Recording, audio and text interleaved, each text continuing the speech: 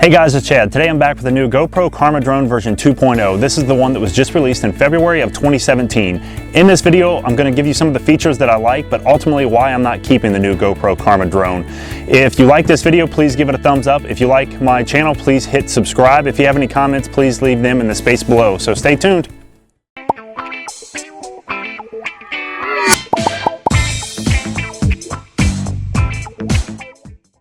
Alright guys, so first and foremost, you get this new case with the GoPro Karma Drone. I love the case. It is a hard case, has a zipper that goes all the way around, and it's also a backpack. So if you want to wear it, you can wear these straps, and it has a little GoPro mount for the Karma grip that's also included with this.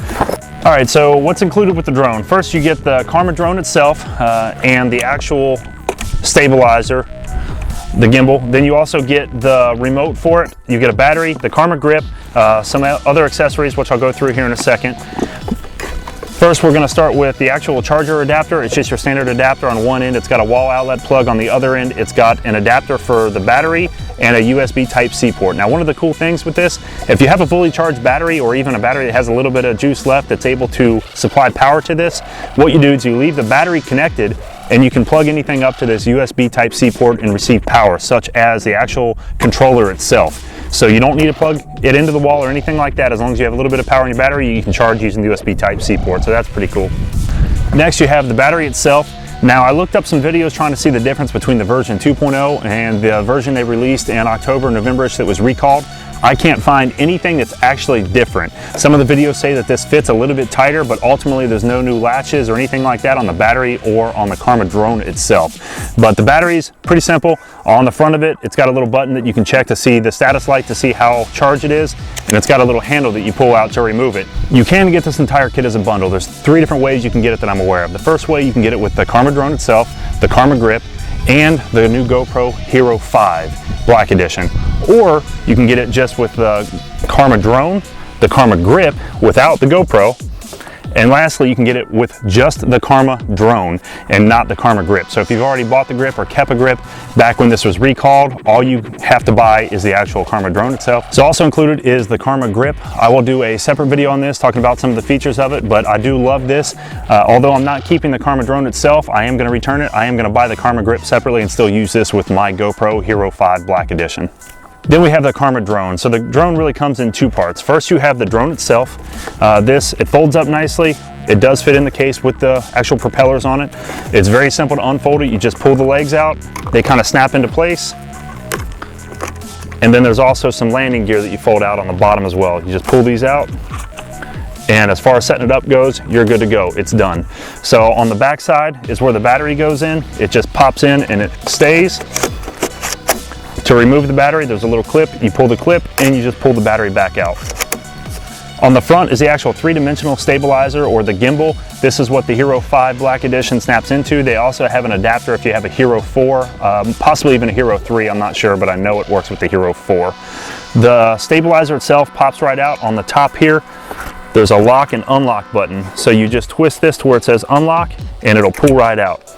And it's just got a USB Type-C port, and also inside of the Karma Drone is another USB Type-C port, so it just goes in there and snaps in and locks into place. Alright, to put the stabilizer back in, you just align the Type-C port, push it in, turn it to lock, and it'll snap, and you're done.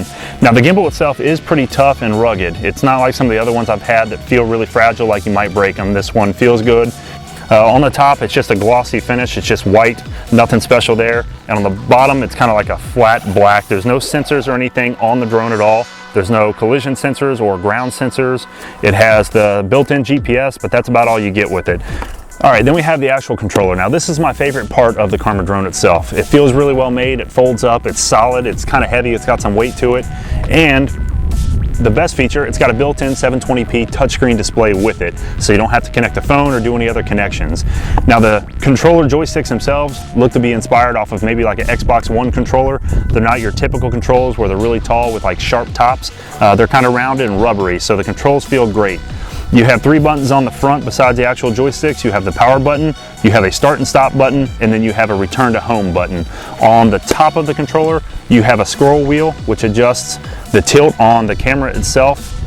And then you also have a record and stop recording button, a mode button if you're not recording, and it's also a favorite marker. If you use a GoPro editor or something like that, if you mark a favorite, you can see in the timeline exactly where that marker was, if it's a clip you want to keep or anything like that. And then on the front, there's a USB Type-C port, and then a little battery meter to let you know how charged it is. You press the button and it lights up. I have 4 white, it's fully charged. Also included, you get 2 extra propellers. There's one gray one black one. So with the Karma drone itself, 2 of the propellers are going to be black and they're across from each other, and 2 are going to be silver. So you get 1 replacement for each type of color. You also get a little tool here. This little tool is meant for actually replacing the propellers. It locks on to the motor itself, and then you just twist the propeller off.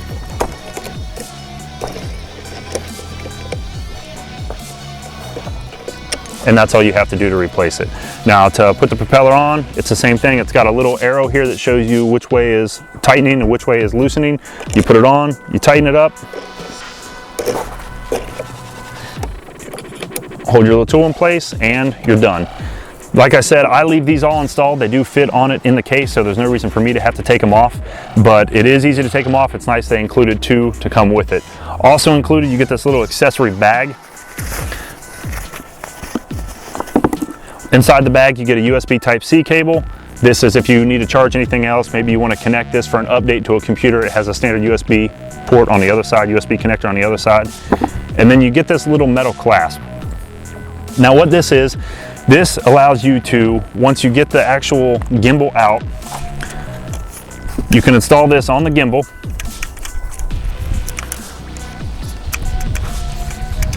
You just push it on. And then when you put this in the Karma grip, lock the grip, now you can orient this however you want it. I would keep the little connector by the buttons.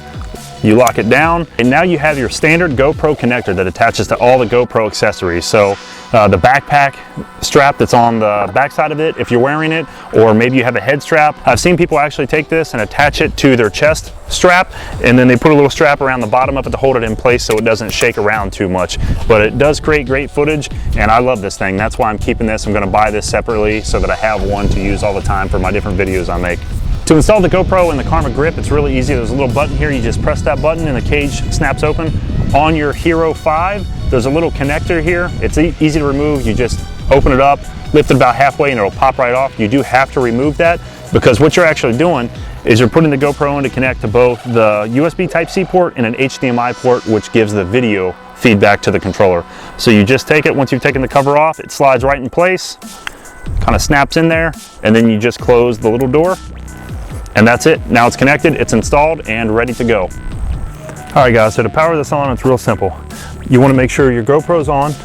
That's what actually powers the gimbal. Mine is on already, so I'm going to leave that. You turn on the remote, just hold the power button for 3 seconds. The remote will turn on. It takes it a second to boot up, and you can also turn on the actual drone itself. Again, press and hold for about 3 seconds, and the lights come on, and it's turning on. So now you let everything turn on. It'll take it probably about 30 seconds now. All right, so once it's all on now, the actual gimbal is nice and straight, it's activated. So what you do is you swipe up here, and this is the footage that it sees right now. So it's still searching for a GPS signal. It says no GPS, so it's not quite ready yet, but you can also see your battery life, 18 minutes. This green bar here at the top is actually a battery fill meter, so as your battery gets reduced, that green bar will go down. This is a map. Here's how you activate some of the settings for it, some of the flight settings. Whether the volume of the controller, the brightness, easy mode on or off, which I have it off so it's a little bit faster, your flight limits, camera tilt, the passenger app, which is a pretty cool setting where you can use somebody else's phone to adjust the camera itself, the front lights, whether you want them on or off, maybe you're filming at night and they're causing some sort of glare, and then the calibration mode. Now the camera tilt's one of the first things I did. I have it on inverted mode, so the scroll wheel, that's how it adjusts that, and also you can adjust the speed, how it actually adjusts how quickly it goes up or down. Let's get back out of that. All right, over here you can hit record, and this will bring up your actual mode and settings for the GoPro itself, whether it's on video, capture mode, the resolution, and how many frames a second. And all of those are adjustable. You just press it and pick whatever you want. So very easy to adjust the camera. All right, now on the screen itself, it's saying compass, interference, move to a new location, or calibrate. So that's what we're gonna actually do. So earlier when we saw calibrate, we're gonna go in here, go down calibration, Compass calibrated, accelerometer calibrated, tilt wheel calibrated. So I'm going to do the compass because that's what it's complaining about. And now it tells you what to do on it. So we're going to hit next, and you do exactly what the image says. So I'm going to pick it up and just spin in a circle, kind of slowly.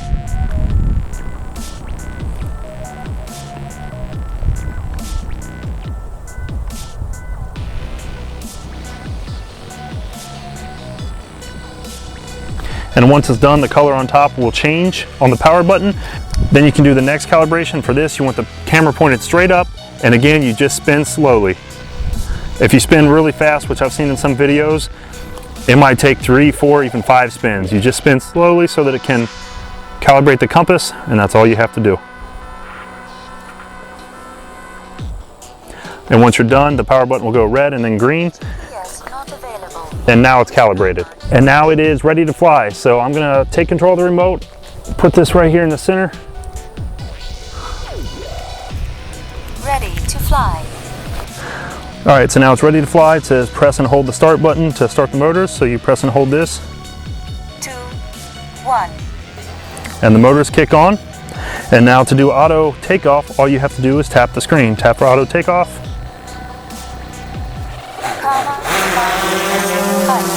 And just like that, it's airborne. And look at how much it's hovering.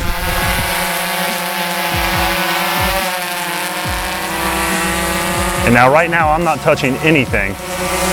And as you can see, it's kind of moving around in place. I'm not touching a single button, not touching any of the controllers. And it's sitting there just moving around.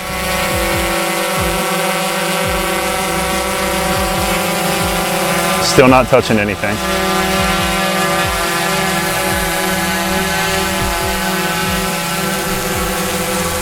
It's moved about 4 to 5 feet from where it originally was hovering without me touching a single thing.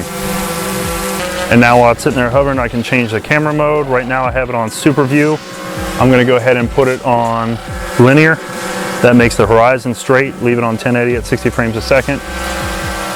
And now let's go capture some footage.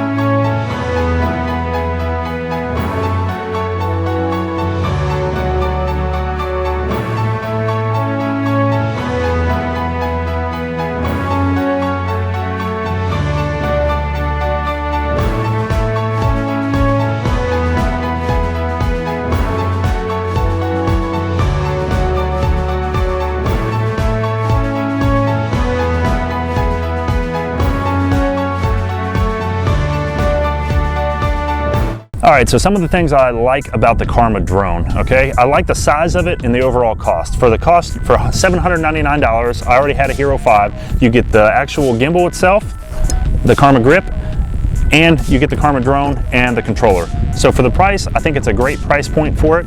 I like how small it is. Now sure, there are smaller drones out there, but for the price, you can fold it up, you can put it in the book bag, snap it on your back, and you can go on a mountain bike ride and have it with you. Another advantage of this, like I said earlier, you can plug a battery into the charger in one end, and then using the battery's power, you'll be able to power any USB Type-C in the other end. I think that's a cool feature. I think they really thought this through when they were making it, and it's something that I find useful if you're out maybe on a mountain bike trail and you have 2 or 3 batteries with you, but the controller dies. You can charge a controller and still be on your way and still be able to use the Karma drone. All right, another thing I really like is the actual Karma controller. The display itself is a 720p display. It looks great. It's touchscreen. You don't have to worry about connecting your phone or any other accessories like that. You turn this on and you've got everything you need out of the controller itself. It feels great. I like how it closes up nice and small, and it just works. There's really not a lot you have to worry about with it. Some of the things I don't like with the new Karma Drone, my biggest dislike with it is its inability to hold a specific location. If you are hovering and you just want to leave it to record a shot, it really wanders quite a bit, sometimes 3 to 6 feet in any direction, whether it be left, right, up or down. It really hovers quite a bit. And if you have it hovering in place, I had this situation happen where I was trying to teach my girlfriend how to control it, and it started to hover so close to the ground that it was about to land itself, and we had to hit altitude up real quick before it actually hit the ground and crashed. So for a drone, I really need to be able to put it in place and let it stay there, and it'll hover in place and record whatever I want it to do. And this really doesn't have the ability to do that.